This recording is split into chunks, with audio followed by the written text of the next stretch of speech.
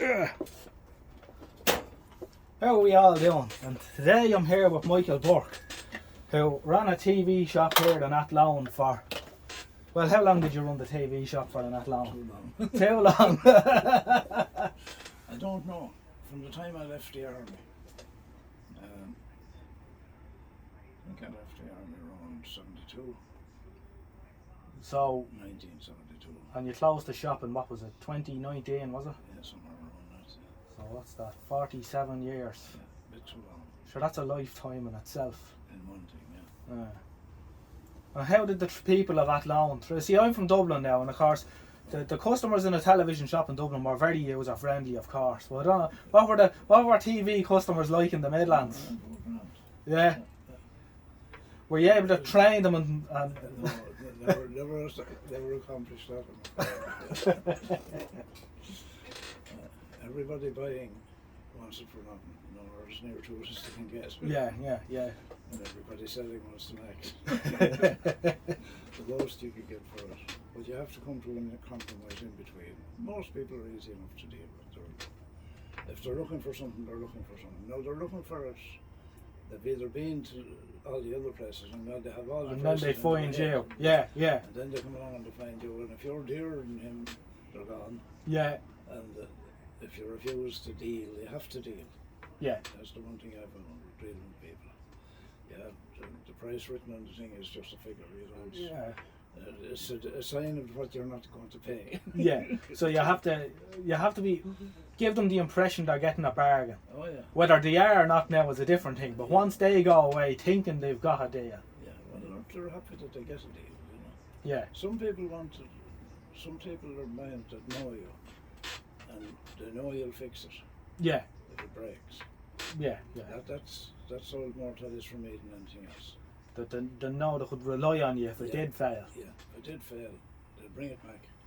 Yeah. And I'd fix it. And Yeah. if I couldn't fix it, I'd give them another one, you know. Yeah. Of Yeah. some description, but do a deal of some description. Yeah. If the tube gun or something like that probably wasn't worth fixing back then. Yeah. Nowadays there's people collecting it. Well, of course, yeah. Well, a lot of people who watch my videos are collecting televisions as well. So. You're doing yourself. Oh, sure, yeah. You're all collecting. I collect Boy, old radios and old bits and pieces. Yeah. You just get interested. Well, I think anyone that was into it sort of, they probably would have started off as a hobby first for a lot of people, and then they made a career out of it then, in one shape or another. I knew a man now in Wexford that became a collector. Yeah. Just from a few bits that he found left over from his grandfather, I think. Yeah. I'd been playing with radios back in before there were only black boxes to most people. Yeah. But he got very interested and wound up buying and selling televisions.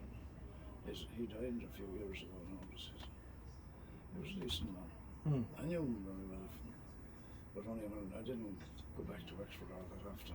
Yeah. Got married and at home. Left the army and at home. I was in the army. I came to Athlone with the army. Yeah. Where did you were a Wexford man originally? Oh yeah. Yeah. A few miles from Kilmorkey. That's as far south as nearly as far south as you can get. And where did your interest in radio stem from? Always. Always? Yeah. For as long as you can remember, Yes. kind of thing, yeah. Yes. I was home on holidays from Dublin. I worked in Dublin initially, nothing to do with radio. Yeah. And I was home on holidays and my aunt rang from Kildare. She lived in the Curragh camp.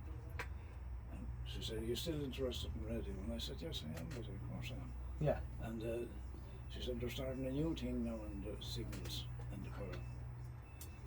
They have direct entries. You go direct into the Curragh camp and you do a 2-year study and you come out radio mechanics." Yeah. So I went to the Curragh and got myself into that. Yeah. And And what was the training? What was the standard of training that you got in the Curragh? those the first class from City and Guilds. Right. Or maybe a bit better. Yeah. A bit better practical. Right. And the theory was about the same. But a lot of the fellas that were on the course with me, several of them went on and done the City and Guilds just to have it. Yeah. I didn't bother because I didn't intend to go anywhere Yeah. very far that I'd need it. But we could have done the sitting gills exam at that time. Yeah. That would have been the equivalent of the train. It's the nearest equivalent you're going to get, because the army equivalent Yeah. doesn't mean very much. In the real world, I suppose, it wasn't recognised then. Yes. Yeah. Sitting gills if you wanted to. If you wanted to go to sea or become a radio officer, or Yeah. you know, or if you wanted to go repairing for Marconi or some of the big organisations, that got you in there. You know? Yeah. But whereas I didn't intend to go anywhere. You were happy enough. How long did you stick the army? 12 years. You were 12 years in the army. Yeah. Hmm. That was initially what we had to do for 9 years to get the radio mechanics course. You had to sign up for 9 years. For 9 years, and Yeah. I signed on one term for 3 more, and then I left. Yeah. And straight into the TV trade. In retrospect, I probably should have stayed, because at 20 years I'd had a pension, and then I'd have You'd already done 12, yeah. I'd have had 2 pensions. Yeah. Now Yeah. I'm depending on the old age pension. Yeah. I'm pottering around here in the workshop. They wouldn't take you in for another 8 years and let you finish. And a friend of mine did, and he stayed, and he left there about 10 years ago, I suppose now. And, Yeah. He has a big pension. Yeah. As I said to myself, between his old age pension and his army pension and some other pension he has as well, Yeah. one that he paid into himself, he has 100 grand a year for pension. Oh, He said he succeeds in keeping 60, the taxman gets the rest. Yeah, yeah, yeah. 60 grand a year is a nice Oh, wage. it's, yeah, when you're sitting back and relaxing. Yes. Yeah. No, it's quite nice.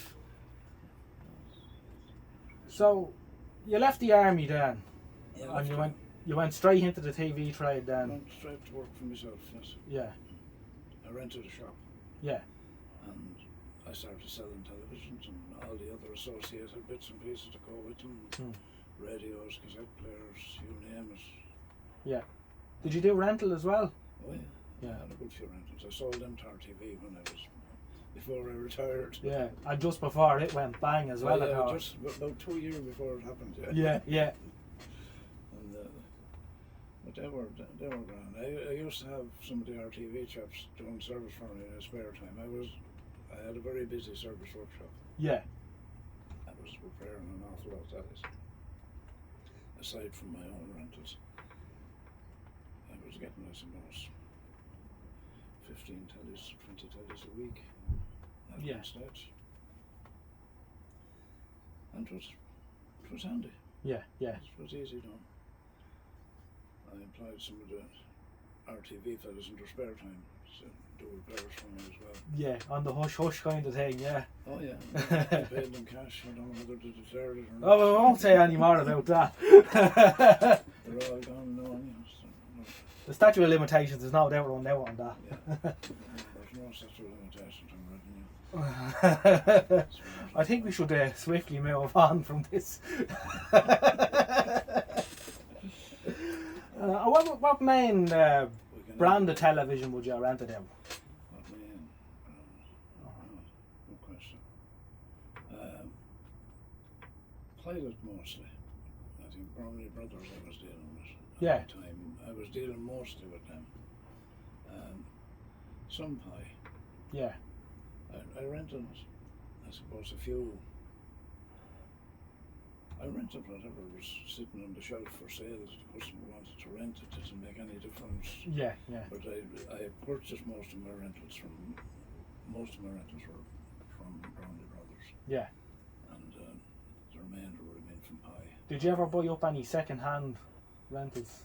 We brought in a few truckloads from England. Yeah, Second-hand rentals were mostly.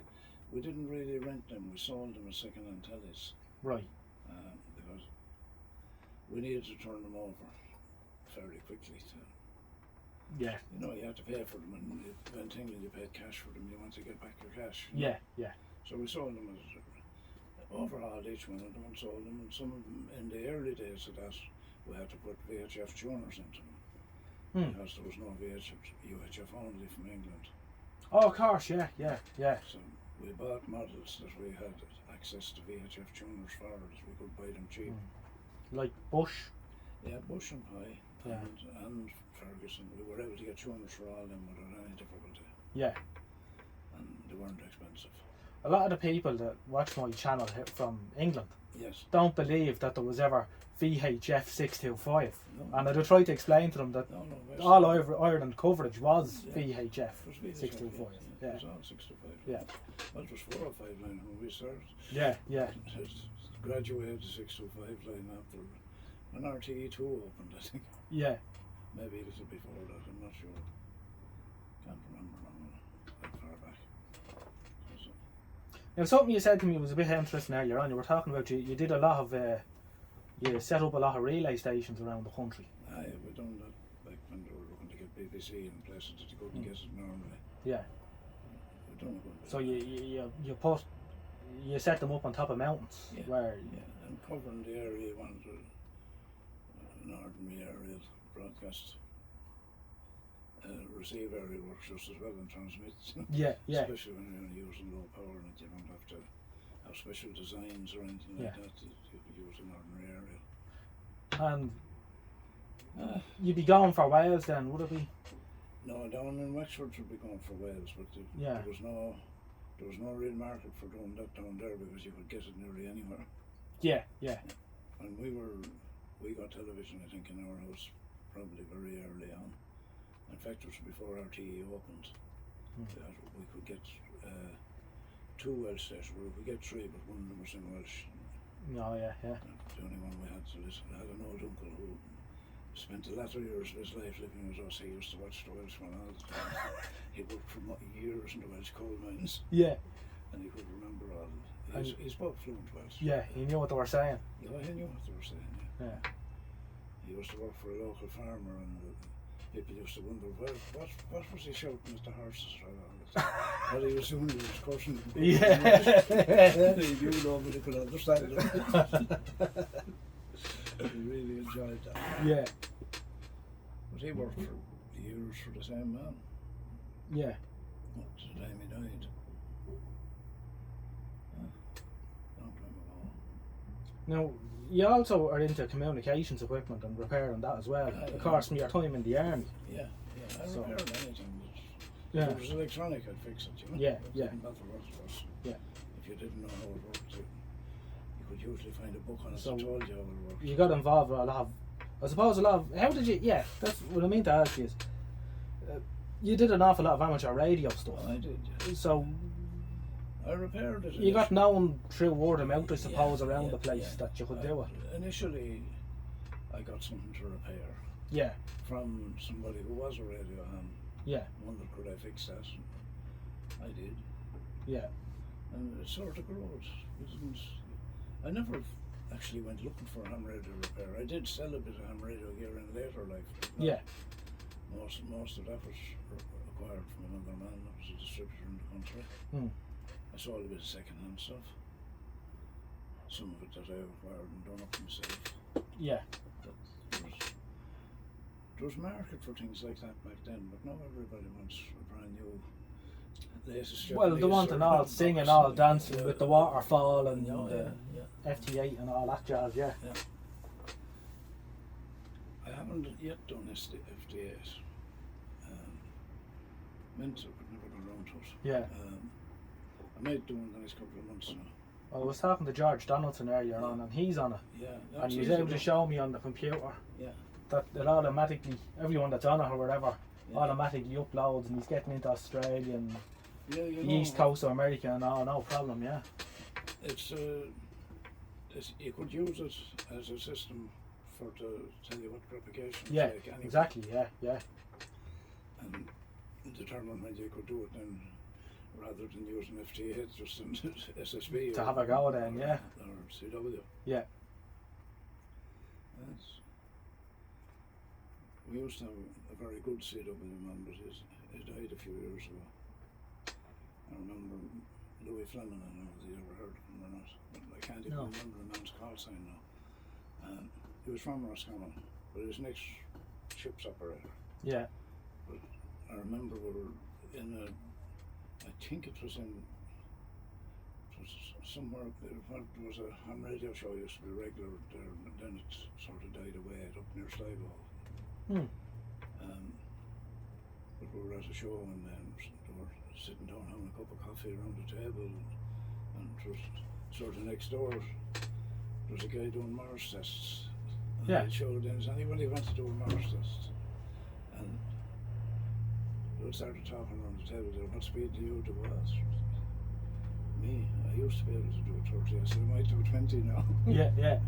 And all went all around the table, and one fella at 25, one fella at 35, one fella at 40, and it came to Louis was the last one. Yeah. He said, be quite comfortable 55, he said.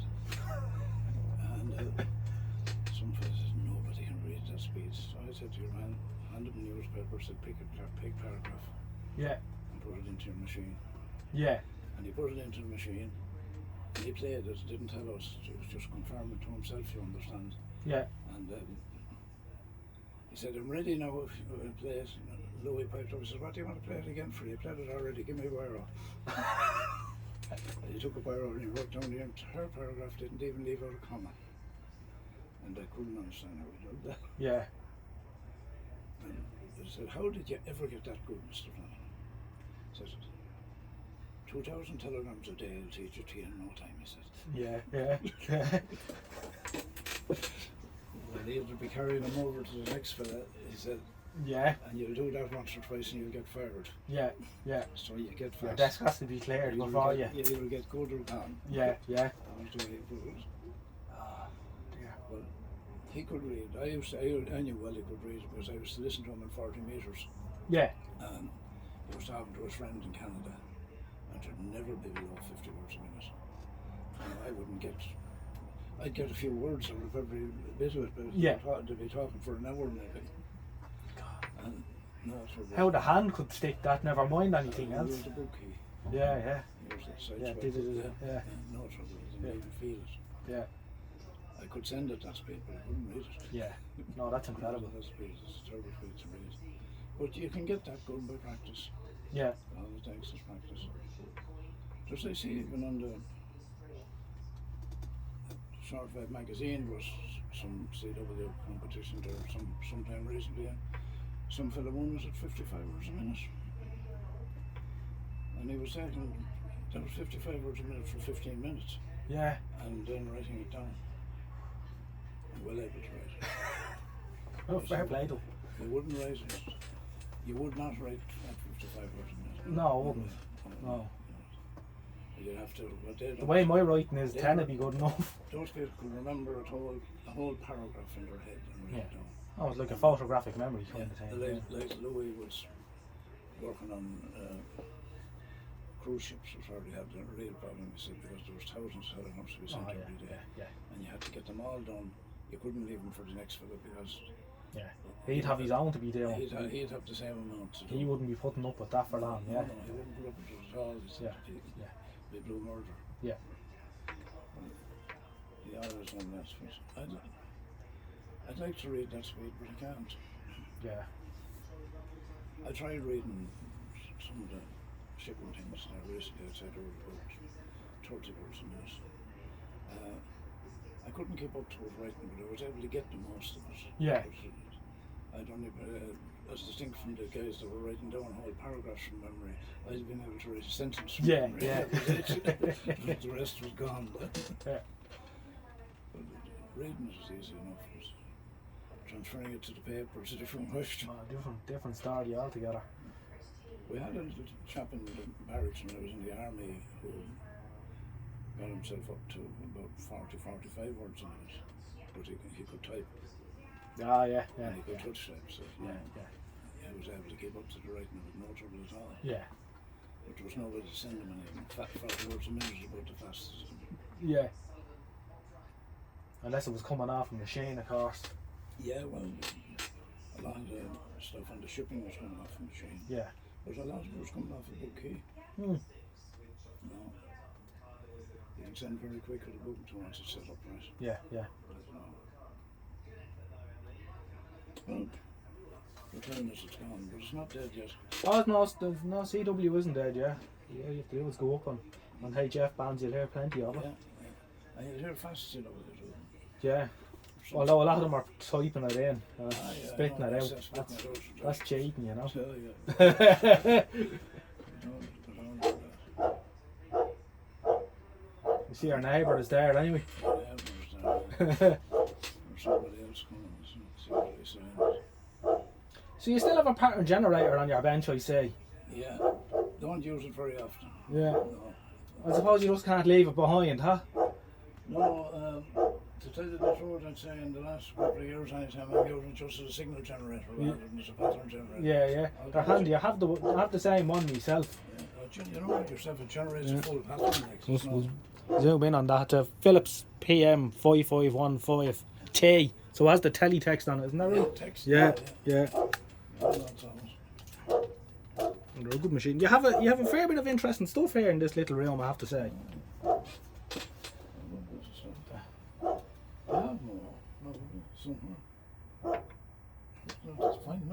You have an AR-88 hiding under the bench there, which... That's actually working. Is she going to come back? Is she going to go up this side sometime soon? I intend to put it down that side when I put another bit of bench in. Yeah. Just for to listen. Yeah. Oh no, it's a lovely machine. I'm going to put in another piece of bench there, sort of diagonally from it out that little radio. Yeah.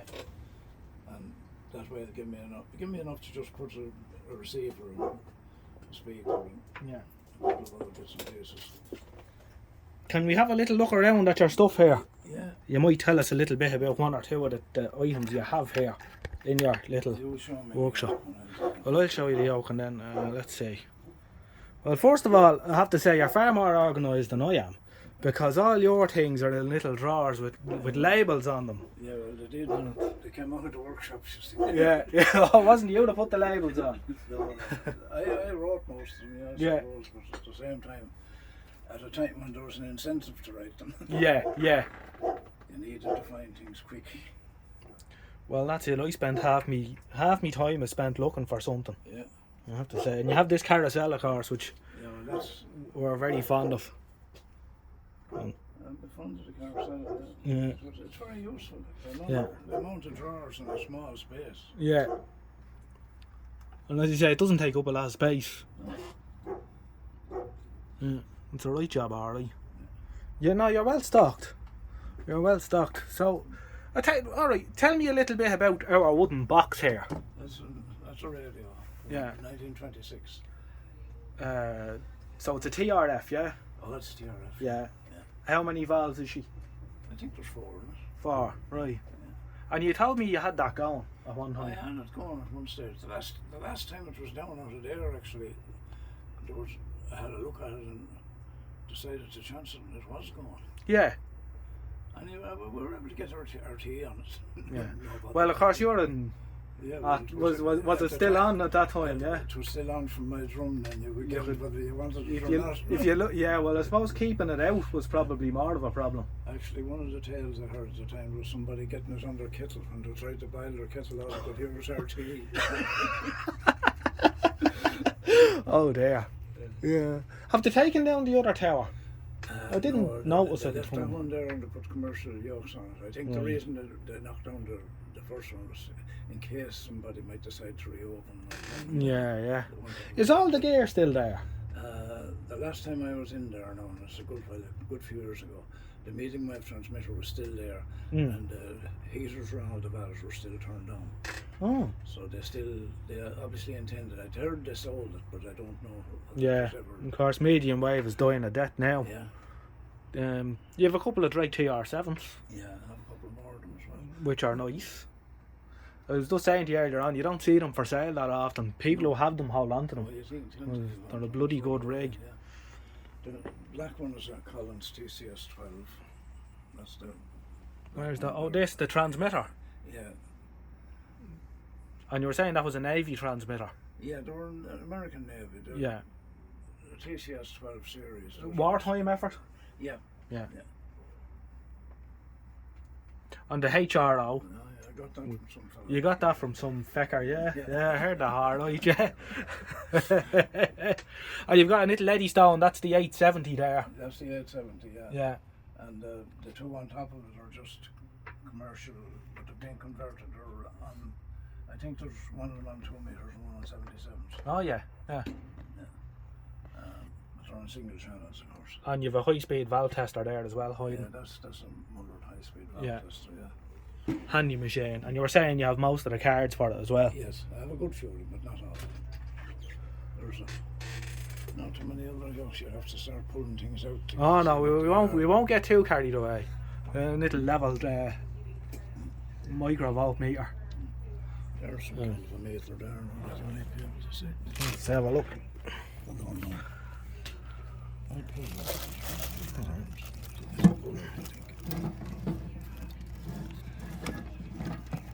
What's that? Oh, it's a... The insides have gone in. I was looking at it and put it back, but I'll put it back together. It's a signal generator, is It's a it? signal generator. Or is it AF or RF? Oh, it's both. Oh. RF, I think. Oh. Mostly. A test oscillator or something like that. Jackson, Dayton, Ohio. Nice American job. Yeah.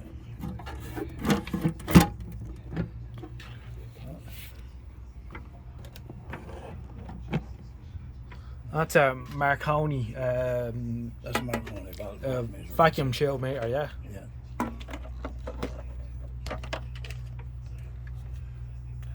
Nice job too. Yeah, that's it. I'll pull it down so you can see it. Yeah, well, yeah, good look at it. Yeah. Now you can see it. Oh yeah. It's a good instrument. That's working. Is it, yeah? Yeah. I believe sometimes the tubes go out of balance on them or something. It can give trouble.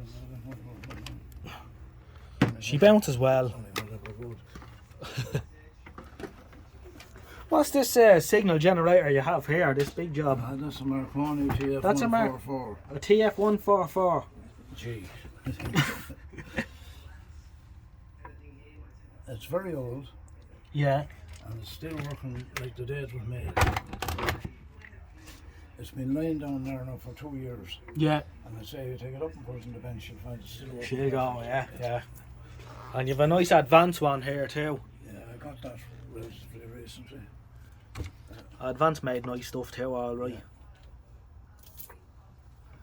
And you were saying this job here is a Marconi, test set. Test set for mobile radio. You might get an angle. We can just about make it out sideways. There we go. Yeah. So that's a watt meter, a signal generator, AF generator, everything in one. All in one test set for testing mobile radios. Yeah. Yeah. You've a grand little workshop here now. Yeah. Of course, so And the one there, that's a spectrum analyzer, but you can't see it. it's a HP spectrum analyzer, yeah. Yeah, that's it when you put it in. You did it. That's only the pre one. Yeah.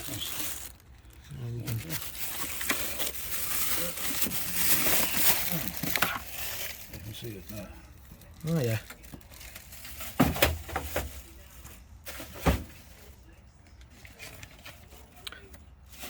No, I was just saying to Michael that I had actually made a video in his shop before he closed down, which was, it's fair to say it was like Aladdin's cave. Would that be a fair statement, There was a yeah? fair bit of stuff in it, yeah. And then, but the video corrupted on the SD card when I got home, which is an awful shame. And you can't make it again. I can't make it again. Oh dear. Everything that was there is here. Well, a bit more and a bit less. A bit more and a bit less, yeah, yeah.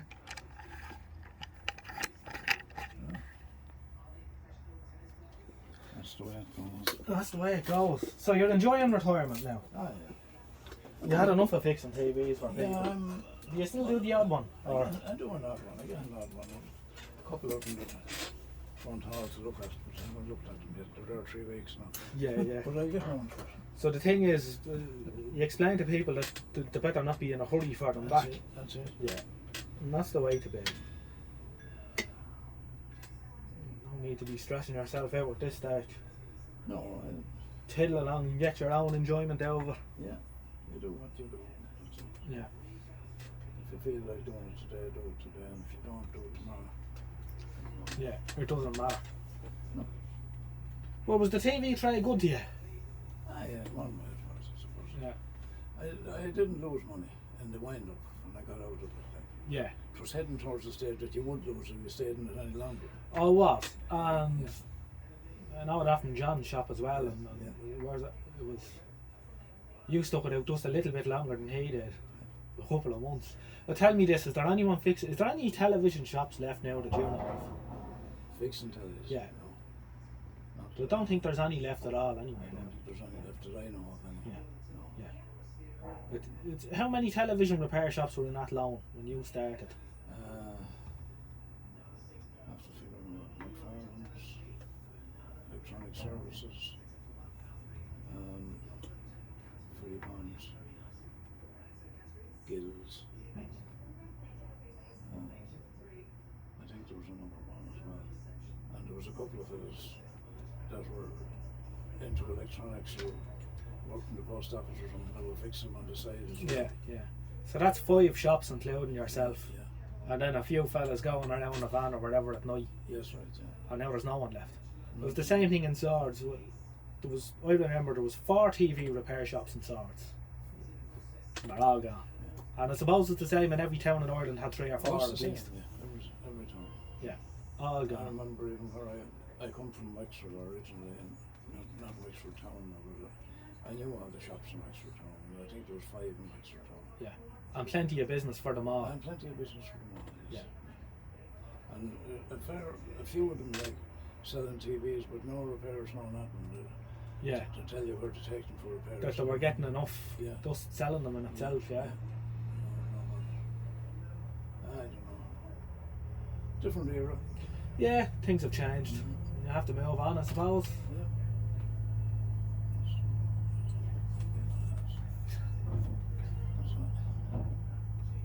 Yeah.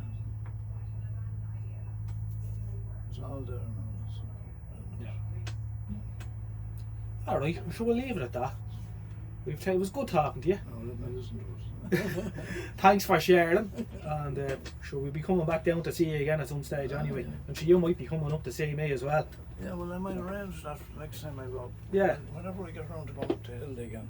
Yeah. Hilda lives in Garristown, it's not too far from here. Right, so we'll say goodbye. Good luck. Good luck. Bye bye.